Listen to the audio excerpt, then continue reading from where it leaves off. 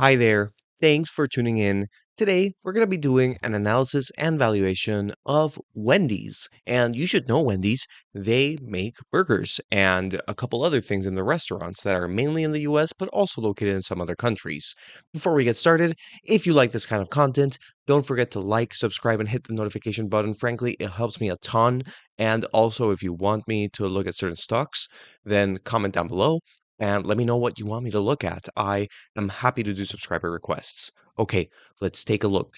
So, this is a crazy chart. I mean, Wendy's went from being valued in that $20 to $25 range to now being below $10 in terms of value. So, if you held Wendy's in the last 5 years, you would have performed horribly.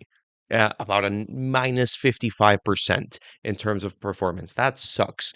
But now that it's beaten down, is it worthwhile? And we're looking at the PE ratio here of below 10, a dividend yield that's kind of a lie because they actually cut the dividend. So it used to be around 6%.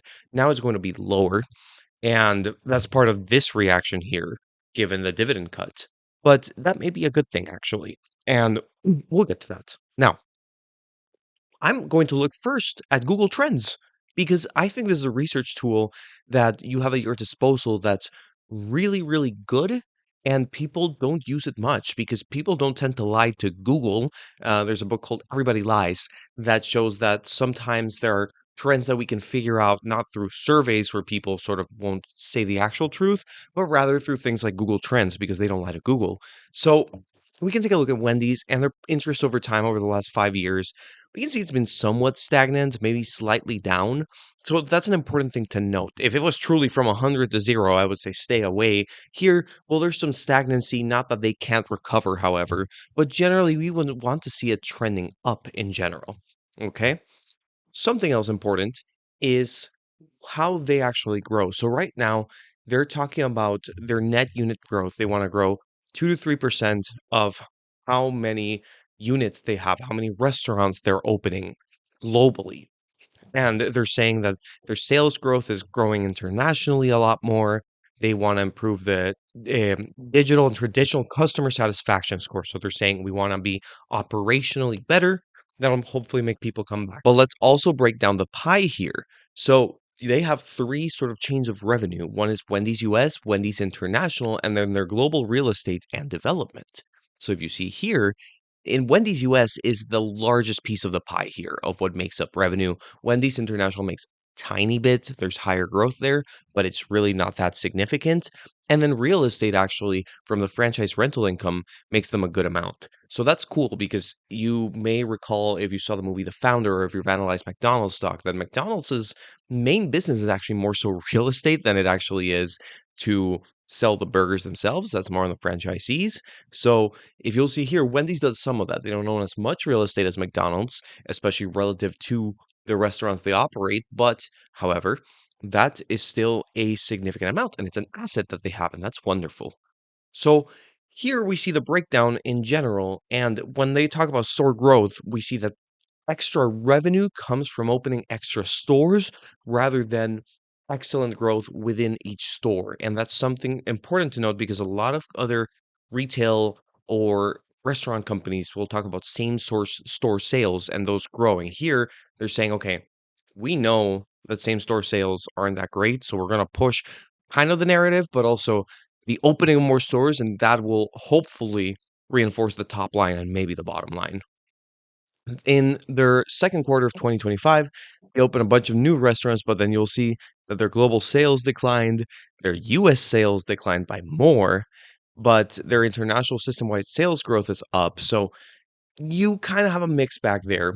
And they are returning a lot of money to shareholders via dividends and share repurchases. It'll be less in dividends, but they're still repurchasing shares, which is good to see as an investor, but clearly in terms of results, it's maybe not enough. Now, their strategy accelerate global unit growth. We want to open more stores, we want to do this, we want to do that, but at the same time they're showing you this. That's your job to then go and look at how those same stores that exist are growing, if they're actually growing or if they're stagnant or if they're declining in terms of the capex and the free cash flow. So they're going to increase the amount of capex here through technology initiatives, development of company operated restaurants, and all of this stuff. So they're saying we're going to spend a little more to hopefully come back with more money at the end of the day. So that's good to know. Free cash flow is down a little, but not significantly, but they have a positive and healthy amount of free cash flow here that they can do a lot of things with, such as pay dividends, buy back shares, reinvest into the company and grow more, pay debt, of course, and they'll have a little bit freed up from cutting the dividend.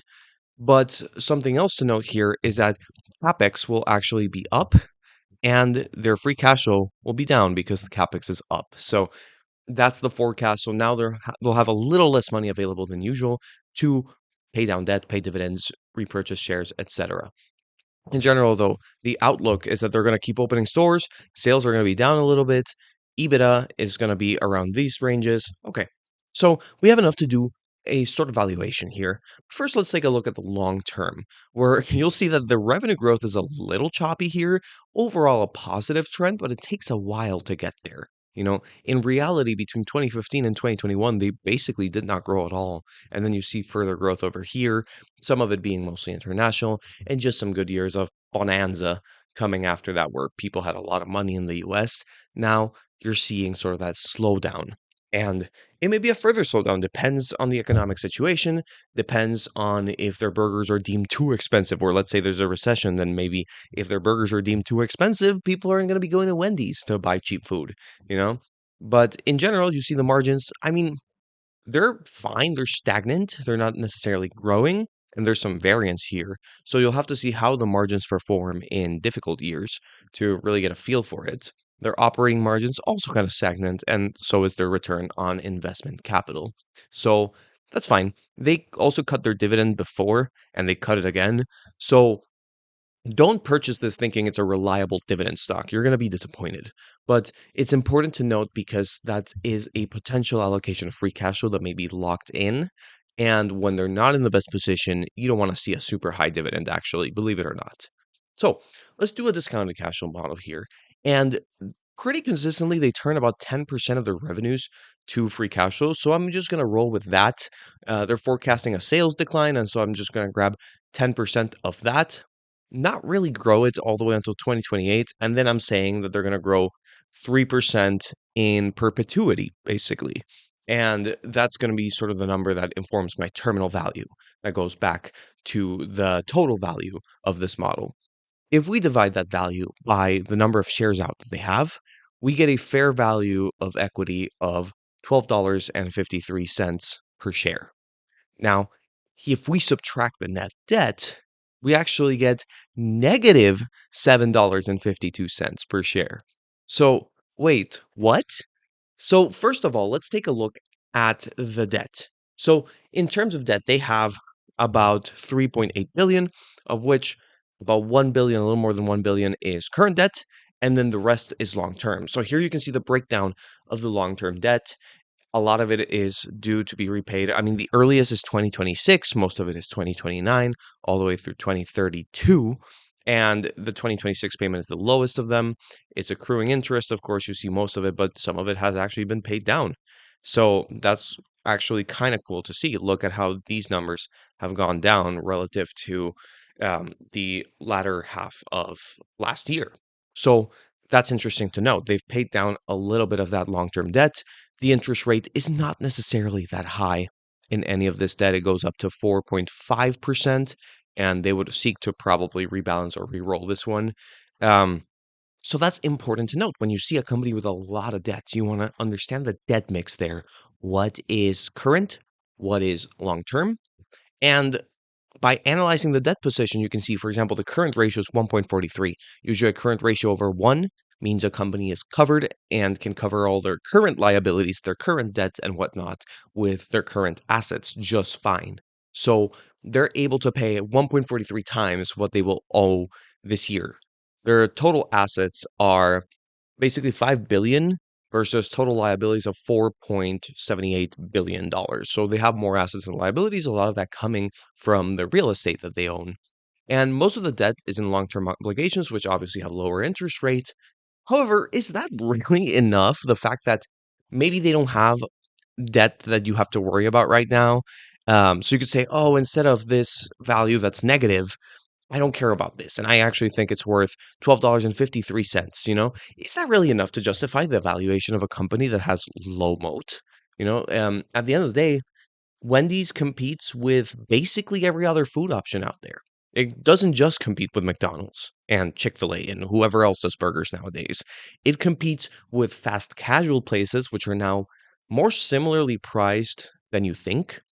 And it also competes with pretty much everything else, cooking at home sometimes, canned food to some extent. So is it enough that this company, which has a low moat, is it enough that their debt position is okay, that they do have positive free cash flow, and that they do repurchase things? Is that truly enough for you, knowing that maybe the trends are moving away from Wendy's? Maybe people don't prefer Wendy's anymore, and that'll continue eroding their stuff. Maybe the stores that they're going to open are not in the best locations. So how much can opening new stores truly help you when your current stores aren't growing by that much, right? So, is that what you truly want? I'm not sure, but that's for you to decide based on sort of your analysis of this.